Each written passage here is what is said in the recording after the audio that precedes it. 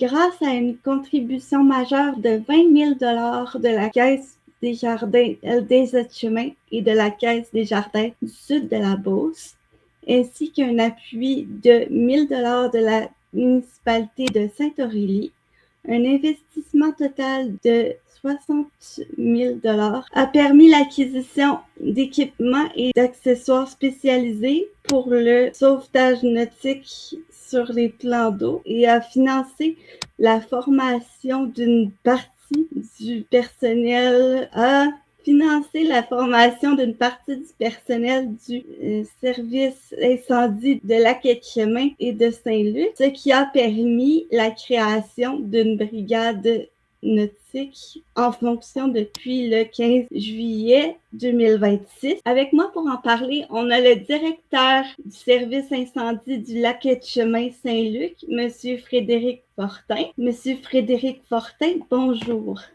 Oui, bonjour, ça va bien? Oui, vous? Oui, super, merci. Premièrement, en quoi ce nouveau service de brigade nautique sera un avantage pour la municipalité de Lac-Etchemin? C'est quand même assez simple à comprendre, vu que Lac-Etchemin est beaucoup touristique. On pense à Lac-Etchemin, le lac, qui est le lac principal, si tu veux, des activités nautiques. Mais on a aussi plusieurs cours d'eau là, sur la municipalité qu'on passe un petit peu moins, comme le lac Caribou, le lac Raquette, le lac Arroche.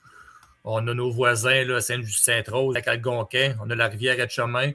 On a aussi, l'an passé, on a eu des grosses périodes d'inondation. Fait que c'est facile de comprendre là, que le sauvetage nautique va être utilisé dans toutes ces sphères-là, si tu veux, dans le futur. Là. Ce qui s'est passé dans le nautique, c'est qu'avant, c'était un petit peu moins encadré. Toutes les années, on a 1 ou 2 ou 3 appels pour un sauvetage nautique. Que ce soit un touriste qui est en train de se noyer, qu'une personne qui manque à l'appel sur l'eau ou des inondations. Mais avant, on avait un bateau, on pouvait intervenir, mais ce n'était pas encadré et il n'y avait pas beaucoup de réglementation. Mais depuis 2023, il y a eu un incident. Là, il y a eu 2 pompiers qui sont malheureusement décédés à Charlevoix. Le gouvernement se serré les cordes beaucoup. Puis là, il est arrivé beaucoup d'obligations, puis des nouvelles directives, puis un nouveau cadre nautique, si tu veux. Fait qu'on n'a pas eu le choix de s'adapter pour être capable de continuer à intervenir pour donner le service aux citoyens. Vous et vos coéquipiers avez participé à une formation en lien avec la création de cette nouvelle brigade. Est-ce que vous pouvez nous raconter l'essentiel de ce qui a été partagé lors de cette formation? Oui, bien, comme je vous disais tantôt, là, c'est rendu une obligation d'avoir des cartes de compétences, si on veut, pour faire du sauvetage nautique. Fait que le sauvetage nautique, c'est important à comprendre qu'il y a plusieurs volets. Là. Nous autres, on a opté pour le volet, là, on appelle ça SNPI, c'est sauvetage nautique des premiers intervenants. Fait que nous, avec la formation qu'on a eue de 32 heures qui a été donnée par SRS, une compagnie là, sur la rive sud de Québec, on va pouvoir intervenir sur les lacs, certaines rivières calmes, puis certaines inondations là, qui n'ont pas de courant. On ne fera pas de sauvetage sur glace. On ne fait pas de sauvetage dans les rivières à haut débit. Rendu là, c'est d'autres formations. Le besoin est beaucoup moins là. Et c'est une question aussi de coût, puis de formation, puis d'entretien. Fait qu'on a opté pour la majorité des appels qu'on peut avoir ici. Nous, ça va être d'aller sur des lacs, des cours d'eau moyennement calmes. Fait qu'on va pouvoir intervenir printemps, été, automne. Ça, il n'y aura pas de problème. Puis certaines inondations aussi. Exemple, je pense à l'inondation qu'on a eue cet été. Là, si ça aurait pu être pire que ça, il aurait fallu qu'on intervienne à certains endroits en bateau.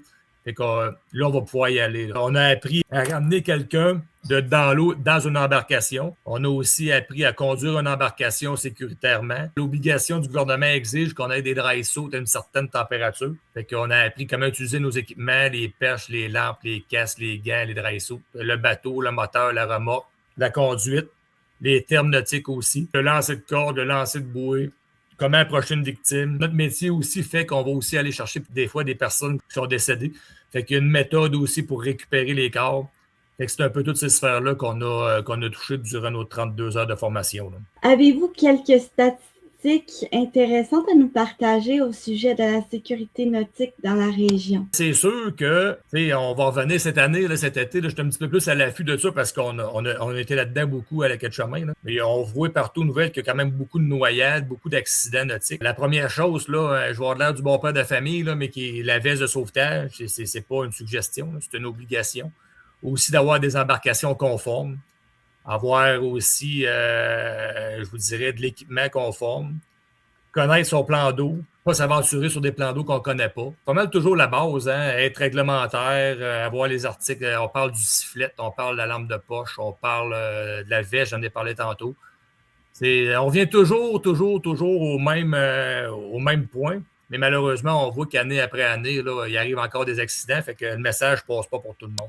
Quels sont les conseils de sécurité que vous souhaiteriez partager avec les téléspectateurs qui profitent des plans d'eau cet été? Respecter les consignes de sécurité sur les lacs, respecter les places qu'il ne faut pas aller, les places où il y a des bouées. C'est pas mal toujours la même chose, là. C'est respecter les consignes de base. Normalement, on réussit à revenir là, en toute sécurité, là. Pas s'aventurer non plus là, les soirs où quand il fait pas beau, mettons, la température ne le permet pas. Vous avez participé à une formation pour la création de la nouvelle brigade nautique.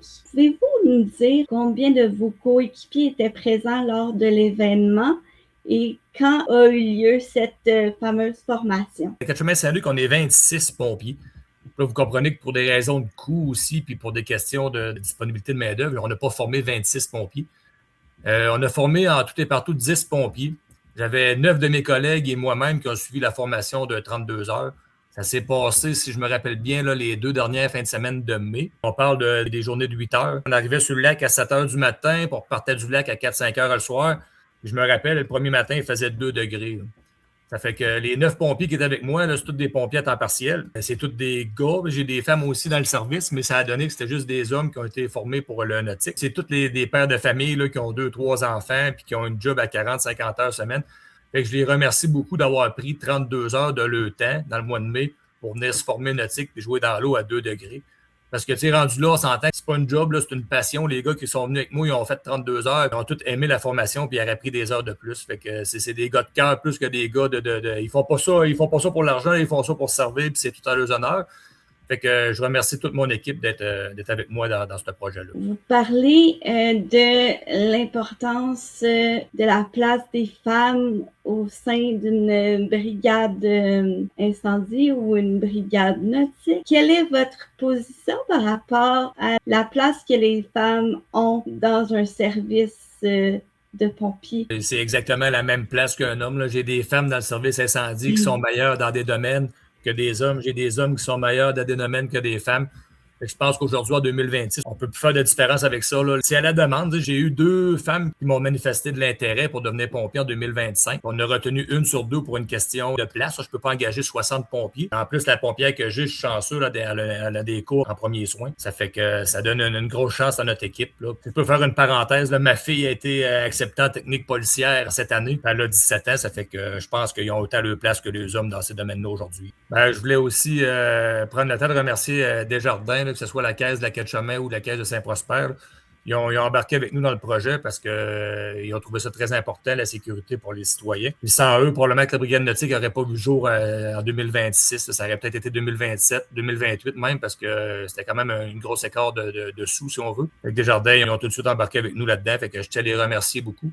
Puis aussi rappeler là, que les brigades incendie nautique, si vous voulez, de la Quai-de-Chemin, et aussi pour toute la MRC, là, j'avais eu des pourparlers avec plusieurs personnes de la MRC autour, des villages autour. Sachez que si on a un appel, exemple, à Saint-Aurélie, Saint-Zacharie, Saint-Léon, et la MRC à côté, Sainte-Justine, là, j'en passe, là, on va être là pour desservir tout le monde aux besoins. C'est pour la municipalité, mais c'est aussi régional, le service, là, parce que les équipes nautiques, il n'y en a pas beaucoup. Fait qu'on veut faire partager tout le monde là, de notre service aux besoins. Merci, M. Fortin, pour votre temps. Et puis, en espérant que la nouvelle brigade nautique soit profitable pour les citoyens de la Quai-de-Chemin.